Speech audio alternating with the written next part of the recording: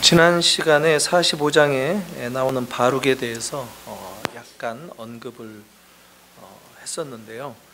오늘은 이 바룩에 대해서 자세히 살펴보려고 합니다. 시기적으로는 상당히 앞선 때에 쓰여진 말씀이다라고 지난번에 말씀을 드렸습니다. 44장에 나오는 이야기에 연속된 그런 시점이다, 이렇게 생각하면 안 된다는 것이죠. 여호야김 왕이 훨씬 그 시드기야보다도 앞에 있었고, 아마 그 여호야김 4년쯤 되니까 BC 605년경, 그러니까 587년에 예루살렘이 멸망했으니까 약 한 20여 년 전에 쓰여졌던 그런 내용이 45장이다, 이렇게 볼 수 있겠습니다. 1절에 보니까 예레미야서를 바룩이 기록했구나 하는 것을 우리가 알게 됩니다. 예레미야가 들려준 대로 바룩이 썼다 하는 겁니다.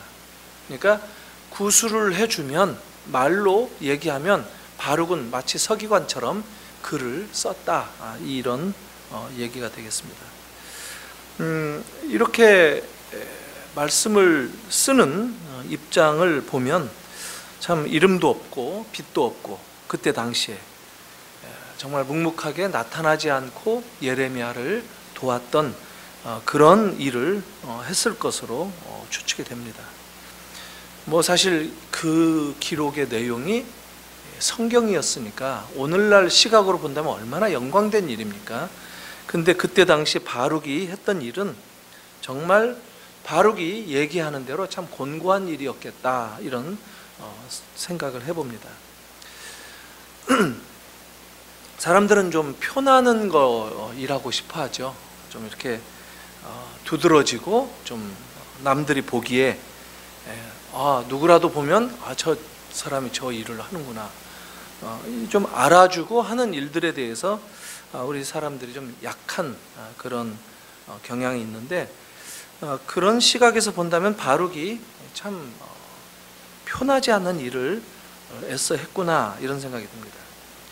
1절, 역시 1절에 보니까 바룩이 소개되고 있는데 네리야의 아들, 이렇게 소개가 되고 있죠.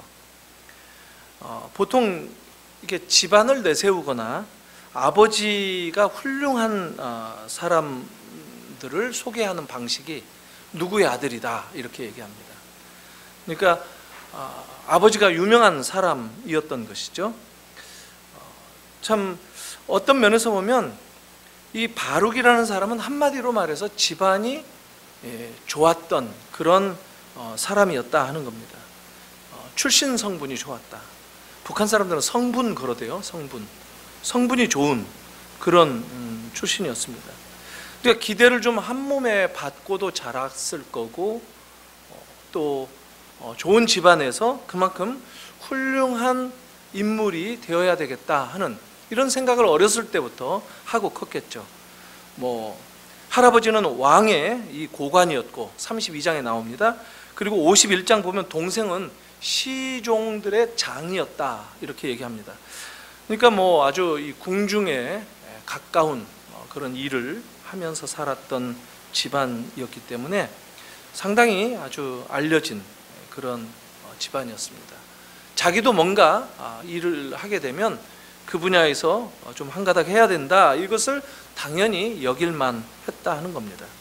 전에 제가 청년들을 오래 가르친 적이 있는데, 그 교회에서 아버지도 어머니도, 또 큰 집에 큰어머니 큰아버지, 작은 집에 작은어머니 작은아버지, 집안의 모든 사람들이, 그리고 큰 집 자식들도 작은 집 자식들도 다 서울대 출신인 그런 집안이 나왔는데, 그 집에는 형제가 3남매였어요. 근데 위로 형은 의대, 또 누나도 서울대. 그래서 이제 고3인데 이 셋째 막내죠. 온 집안을 털어서 자기가 막내예요. 그런데 이 친구가 이제 저를 찾아와서 그때 이제 고민을 털어놓는 거예요. 집안에서 아주 유명했었습니다. 그래서 저는 이제 너 내년이면 이제 곧 청년부 올라오는데 어떻게 지내냐 해서 이제 상담을 하게 됐는데, 형과 누나가 서울대를 다니고 있고, 다 형제들 사촌들도 다 서울대를 다니는데 자기는 너무 부담된다 이런 얘기를 해요. 그래서 제가 너 실력이 어떻게 되는데 물어봤어요. 얘기를 들어서 알기는 했는데 뭐 노력하면 갈 수 있다 하는 거예요. 성적은 충분히 나오는 애인데, 근데 가고 싶지 않다 얘기해서 전 뭐 속으로 좀 아깝겠다 하는 생각도 했지만 왜 안 가려고 하느냐 물어봤습니다. 실력은 돼도 자기는 부담된다라는 거예요. 자기가 싫다, 자유롭게 내가 좀 선택해서 대학생활을 하고 싶은데 집안 식구들 모두가 다 갔으니까 나도 가야 된다라는 게 자꾸 이렇게 죄어온다 이런 얘기를 했습니다.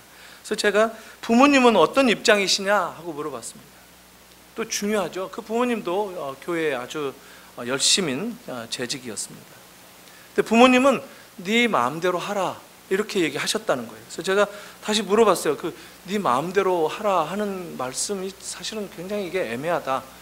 너 마음대로 해라 이런 거하고 네 마음대로 제발 해라 이거하고 다른 것이죠. You have no choice. 이게 네 마음대로 해 그럼 죽어 이런 얘기잖아요. 아니면 please as you do. 네가 원하는 대로 해라 이런 말하고는 완전히 다른 거예요. 그랬더니만 자기가 알기로 자기가 부모님의 인격을 믿기로는 정말 자기 뜻대로 하라, 뭐 어디를 가든지 상관없다 이렇게 얘기했다는 거예요. 그래서 저도 그럼 가지 마라, 너 가고 싶은데 가라. 그래서 얘가 한양대학을 갔습니다. 이 친구가 마음 가운데 집안의 이 분위기가 다 이러니까 자기도 휩쓸려 가고 하는 이게 너무 싫었다 하는 얘기를 합니다. 그런 희생자로 살기보다 개척자로 살겠다 이런 얘기를 해서 지금도 이따금씩 이 페이스북이나 또 이렇게 쪽지 날라오고 그러는데 아주 행복하게 애도 낳고 결혼해서 잘 살고 있습니다.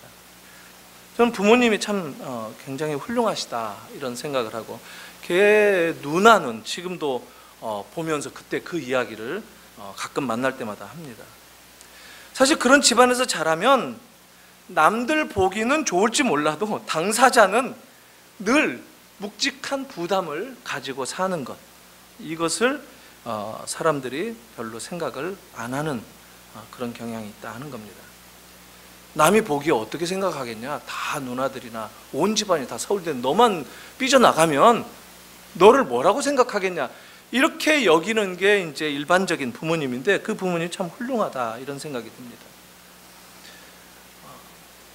남을 위해서 사는 것, 남의 시선을 기준을 가지고 성공을 하는 것, 이것을 좀 생각해 볼 필요가 있다 하는 생각이 듭니다. 어떤 상황에서도 자기 자신을 잃어버려서는 안 되는 것, 이게 참 중요한데 이 바룩도 바로 그런 케이스였습니다. 집안이 좋으면 나도 그런 비슷한 출세를 해야 되고 뭔가 업적을 세워야 되고 그 비슷한 수준으로 살아야 되는 것 아닌가. 그런데 현실이 그렇게 되지 않을 때 이렇게 강박이 이렇게 나를 짓누른다라는 것이죠. 심리적으로 좀 이렇게 심하게 되면 이게 일종의 어떤 이 판단이나 이런 데서 항상 어긋나게 되고 성격이 좀 굽어지게 되는 이런 경향을 보이기도 하고, 또 정신적으로도 평생 주눅이 들어서 살 가능성도 있고. 그런데 바룩도 지금 얼핏 묘사된 그 모습을 보면 스스로 평안이 없는 사람이다 라고 얘기합니다. 뭔가 쫓기는 사람이다. 늘 성공해야 되겠다는, 나도 아버지 할아버지처럼 또 형제들처럼 뭔가 성공을 해야 된다, 그런 업적을 세워야 된다, 이런 부담이 그를 짓누르고 있었던 것으로 여겨집니다. 하나님의 일을 해도 뭔가 다 내려놓고 그 하나님의 일을 기쁨으로 하는 그런 것보다 내려놓지 못한 채 부담스러워서 이렇게 쫓기듯 밀려가듯 하는 그런 사람의 모습이 아닌가. 그래서 늘 탄식하고 피곤했다라고 얘기합니다. 강박관념에 사로잡혔던 거죠.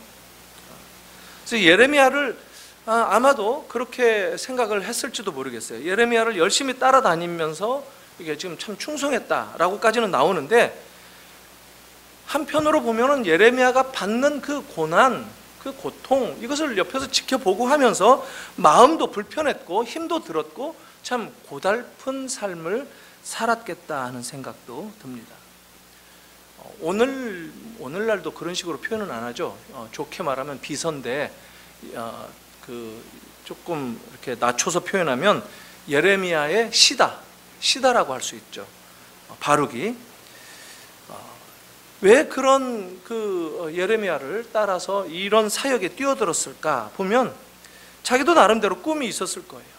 자기도 내 인생 한번 좀 이렇게 펼쳐보고 싶다, 이런 기대를 가지고 예레미야에게 들어갔을 것입니다. 그래서 아마 자기도 훌륭한 선지자가 되어서 보란듯이 하나님의 말씀을 대언하고 싶었던 이런 꿈이 있었는지 모릅니다. 오늘날 목사가 되는 이런 사람들도 비슷한 꿈을 꿀 수도 있죠. 나쁜 건 아니죠. 아니면 그런 계열의 뭔가 인정받는 높은 관직을 이렇게 욕망을 했을지도 모릅니다. 그런데 예레미야를 우리가 예레미야서를 통해서 보는 것처럼 삶은 늘 고달팠고 어두운 시절의 연속이었다 하는 겁니다. 그 가운데서 바룩은 말씀이나 받아 적고 재미도 못 보고 늘 그러니 피곤하고 지칠 수밖에 없었다라는 겁니다. 그러니까 고통스럽고 슬프다 하는 겁니다. 그래서 이런 일을 얼마나 더 할 수 있을까? 참 이거 하기 싫다 하는 생각으로 탄식도 했던 그런 모습이 오늘 말씀 가운데 엿보입니다. 바룩의 모습입니다. 그런데 그런 바룩에게 하나님은 예레미야를 통해서 말씀을 하십니다. 뭐라고 말씀하시냐면 4절 5절인데 이게 정말 아주 중요한 말씀이죠. 이건 어떤 면에서 보면 우리들도 들어야 할 신앙적인 기준의 말씀입니다. 나는 내가 세운 것을 헐기도 하고 네가 심은 것을 뽑기도 한다. 네가 너를 위해서 큰 일을 찾으려고 하는데 그렇게 큰 일 찾지 마라. 대사 나오죠. 네가 대사를 경영하지 마라, 이렇게 얘기합니다. 그리고 또 약속도 주시는데 내가 너를 지킬 터이니 너는 나만 바라보라, 이렇게 얘기합니다. 네가 가는 모든 곳에서는 내가 너에게 내 생명을 노량물 주듯 하리라. 내가 네 생명을 쥐고 있겠다, 지켜주겠다 하는 얘기죠. 큰 일을 꿈꾸었던 것 같아요, 바룩은. 근데 그 큰 일 같은 것일랑 도모하지 마라, 생각하지 마라 하는 겁니다. 이 게돌로프라고 하는 큰 일, 이건 위대한 업적을 얘기합니다. 위대한 일, 뭔가 위대한 일을 좀 한번 해보겠다라고 생각을 했던 것 같아요.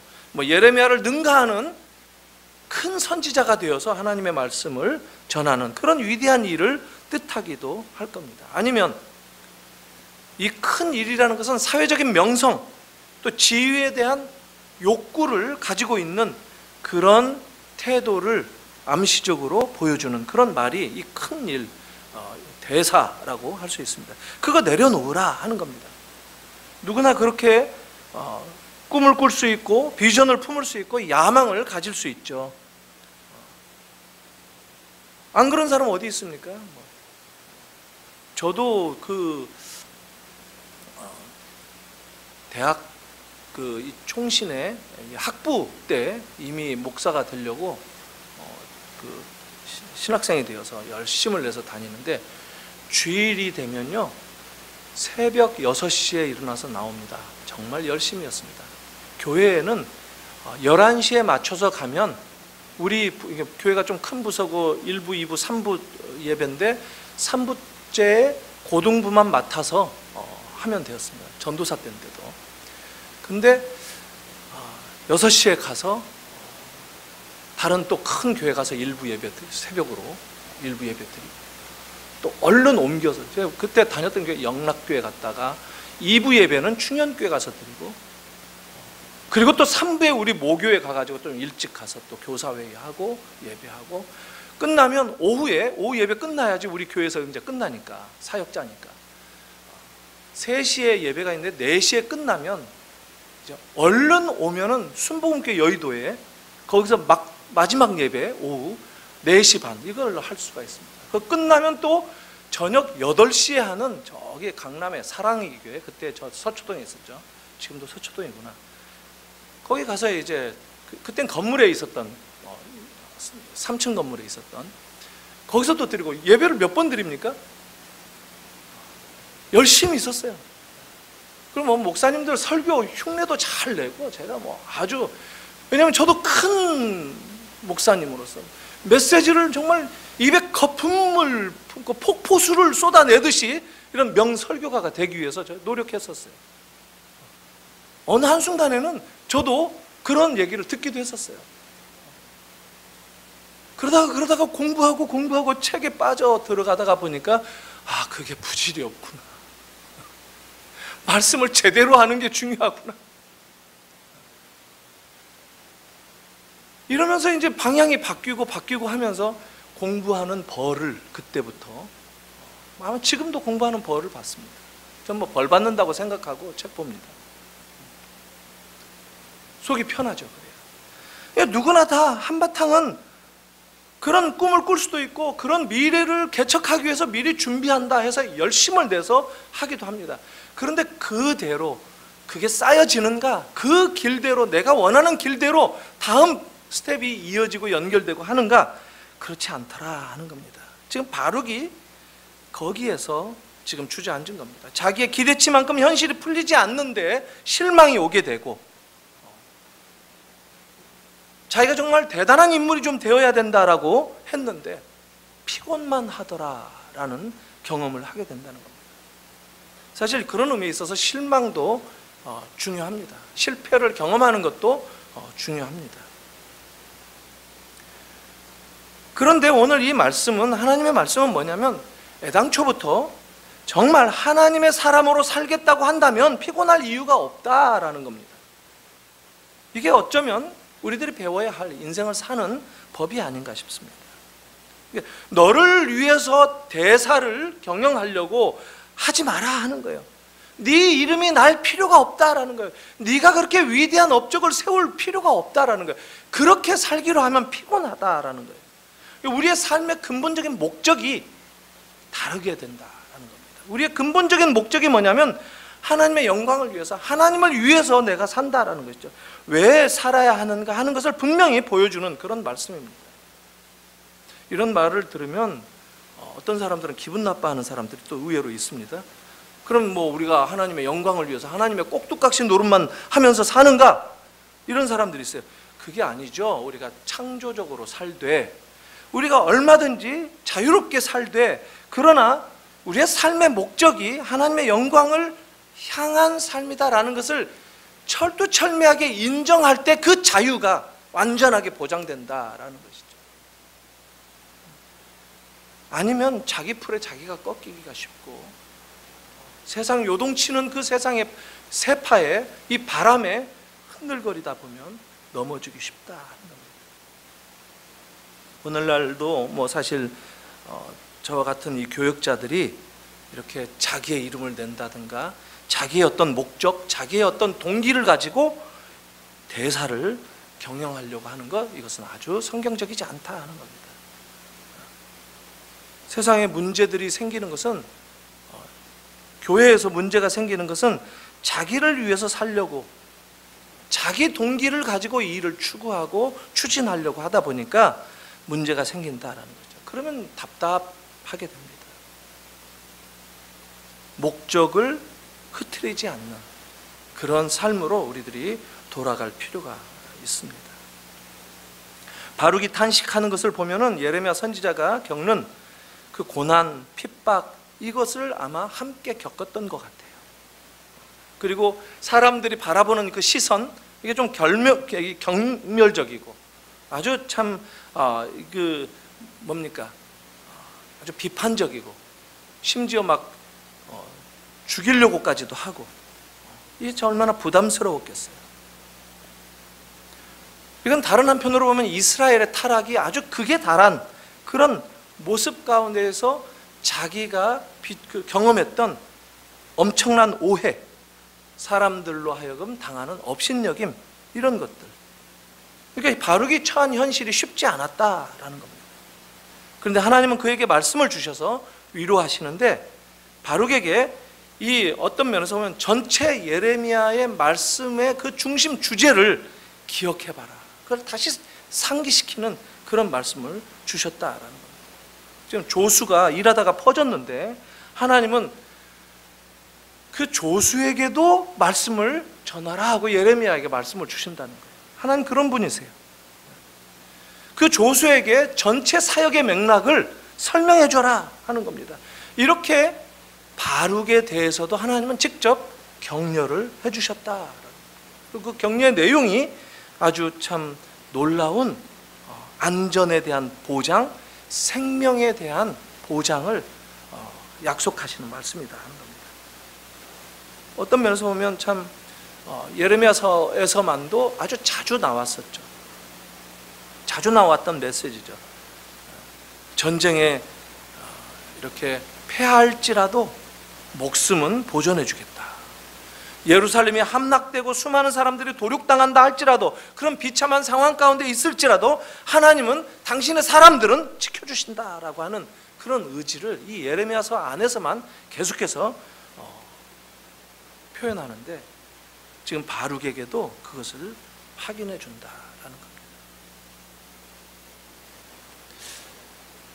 우리는 참 뭔가 이렇게 일을 하다가 지친다라는 것을 많이 보게 됩니다. 사실 doing보다, 그래서 being이 되라 이렇게 얘기하잖아요. 근데 또 being이 되고 나면 또 doing으로 가게 되어 있죠. 이게 변증법적이에요, 사실. 이게 아니고 저거다가 아니라 both, 둘 다인데, 근데 이것에 대해서 어떤 편향적인 한 가지 생각을 균형 잡지 못한 채 가지고 있을 때 문제가 된다라는 것이죠. 어떤 면에서 보면 우리 그리스도인들이 살아가는 길은 그렇게 넓은 길은 아닙니다. 저도 사실 목사가 돼서 참 좋은 경험들, 기쁜 경험들, 참 목사 되기 잘했다 이런 생각도 많이 하는데, 해왔는데 또 그렇지 않은 날들도 많이 있었던 것 같아요.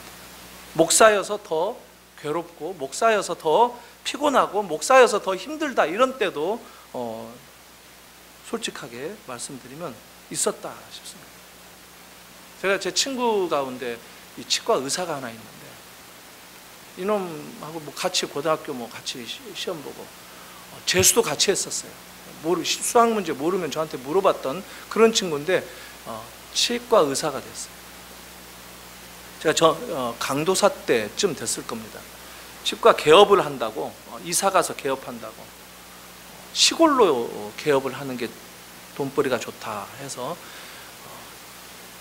저쪽 그 남해 옆에 진주 있는데 옆에 그 무슨 이 면 소재지에서 한다고 내려와서 네가 그래도 기도해 줘라. 그래서 제가 또 열심히 갔습니다. 친구니까, 고향 친구였습니다. 가서 이제 이런저런 얘기하고 뭡니까 간호사 둘이나 있고 그러더라고요. 시골인데도 아주 면 소재지인데도 치과는 그럴듯하더라고요. 저 아가씨들은 월급 얼마나 주냐? 그러니까 그때 돈으로 35만 원인가 준다고 해요. 80년대입니다. 80년대 말. 그래도 그렇게 많지는 않았어요. 그래서 야, 좀 더 줘야 되지 않냐? 10만 원씩 더 줘라. 저것만 줘도 줄 선대요. 그래서 나쁜 놈아, 너만 다 벌어서 그렇게 하는 게 아니고 항상 그런 사람들하고 같이 그렇게 살아야 되는 것을 늘 생각해야 된다. 우리 또 강도사님이 오셔서 말씀하니까 자기가 그렇게 하겠노라 하고 약속도 했습니다. 너 한 달에 얼마나 버냐? 그런데 제가 아주 깜짝 놀랐어요. 평달에는 한 2,500번 돼요. 2,500원이 아니라 2,500만 원 월. 그리고 그때만 해도 섣달이라고 그러죠. 섣달. 그러니까 농촌이니까 농촌에 농사 끝나고 이렇게 쉴 때 겨울철에 평달에는 2,500만 원, 그리고 섣달에는 한 4,500만 원. 그래서 제가 겉으로는 안 놀리려고 했는데 속으로는 굉장히 충격이 왔습니다. 아주 엄청난 충격이었습니다. 제가 한 25만 원 이렇게 전도사 월급 받고 있었던 시절이었기 때문에 월. 그래서 이제 티 안 내고 그래도 저 월급 꼭 올려줘라 약속하고 돌아왔습니다. 사천에서 비행기를 타고 서울로 올라옵니다. 김포로. 표도 끊어줬어요. 그래서 갈등이 계속 되는 거예요. 4,500만 원? 월? 4,500? 이 친구가 나보다도 공부를 조금 못했는데, 그런 생각이 드니까 이게 마음이 가라앉질 않는 거예요. 그런데 어느 순간 굉장히 비참한 거 아닙니까? 제가 비참했어요. 비행기 타고 오는데 뭐 이게 비행기인지 어딘지도 모르겠고 앉아 있는데 처량하고, 근데 그 순간 하나님께서 저한테 뭔가 질문을 하나 탁 던지시는 건데, 제가 그래 그럼 너 쟤하고 바꿀래? 이것을 질문을 제가 생각을 했습니다. 아니, 바꾸고 싶지는 않다. 야, 너 월 평균 한 3천만 원? 목사 되지 말고 너 그거 하면 3천만 원 준다고 하면 바꿀래? 아니요. 그 다음부터 마음에 평안이 오는데, 제가 그 후로 그 친구를 제가 단 한 번도 부러워해 본 적이 없습니다.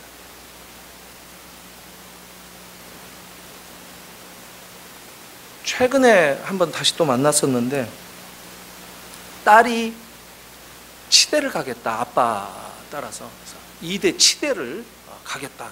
그래서 공부 잘했다. 너네 딸 공부 좀 했냐? 치대를 가려면 뭐 아무나 가냐? 자기가 못 가게 지금 말리고 있다고 하는 거예요. 왜 못 가게 하냐? 야, 이제 치과 의사 안 됐어.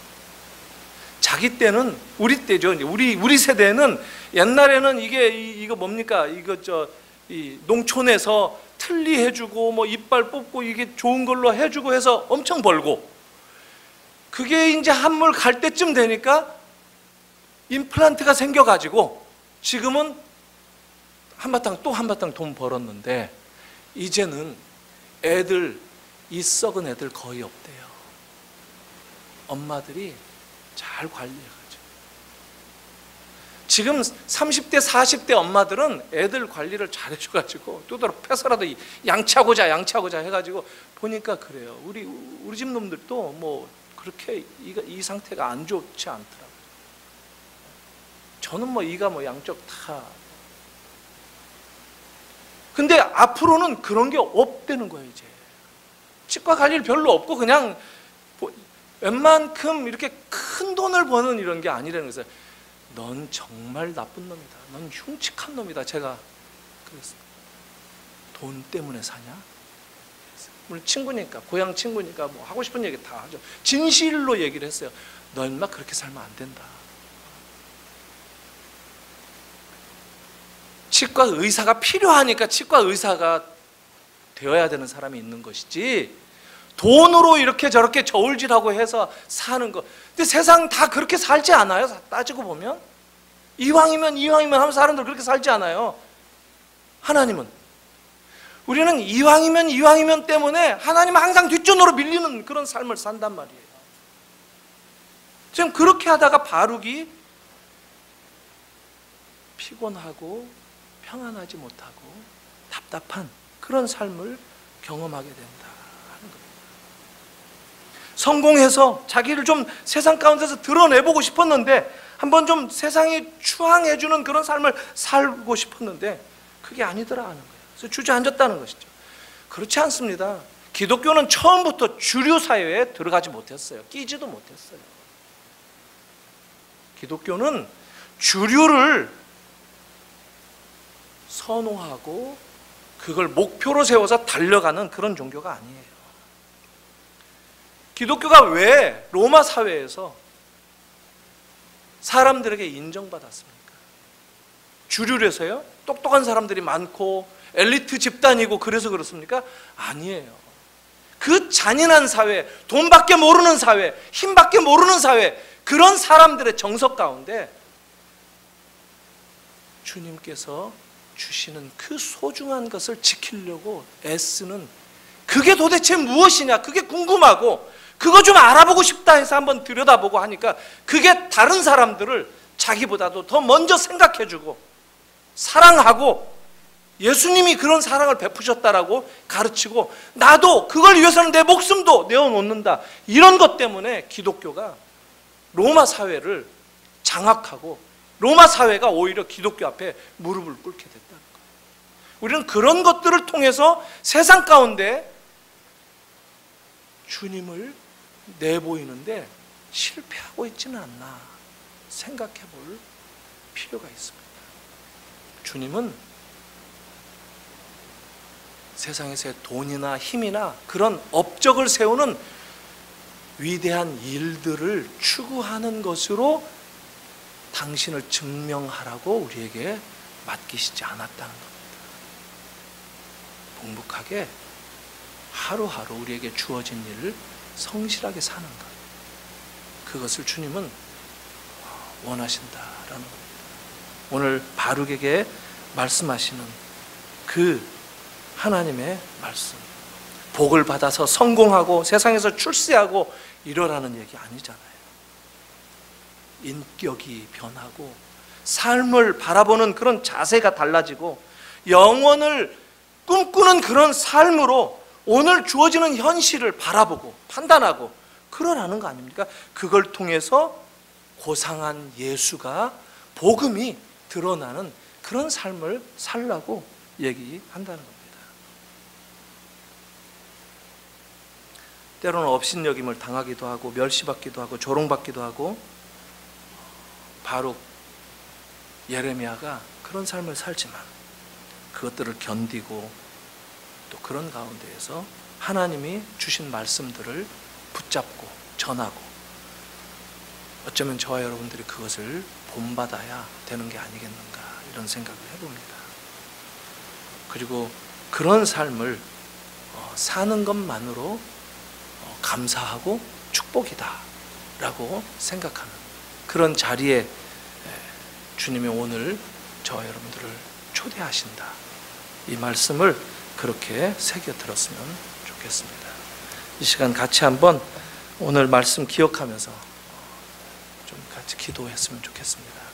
때로는 우리는 이 세상에서 나를 한번 증거해보고 싶고, 우리 가정이 뭔가 다른 가정들에 비해서 한번 좀 폼나게 뭔가를 이루고 싶고, 그래서 그런 마음들, 우리의 이 욕망들을 우리 자녀들에게도 좀 한번 이렇게 살라고 해보고 싶고, 이게 우리의 삶인가 다시 한번 돌아보면서 주님이 우리에게 때로는 수치를 당하고 참 평안하지 못한 그런 삶으로 경험시켜준다 할지라도 묵묵히 주님의 말씀을 붙잡고 있는 그 삶을 제가 감당할 수 있기를 원합니다. 이 시간 같이 한번 고백하면서 우리의 있는 그대로의 삶을 다시 한번 주님 앞에 비춰보고 주님의 그 약속을 붙들고 담대하게 나아가기로 하겠습니다. 고백하는 이 시간 되기를 바랍니다. 같이 기도하겠습니다.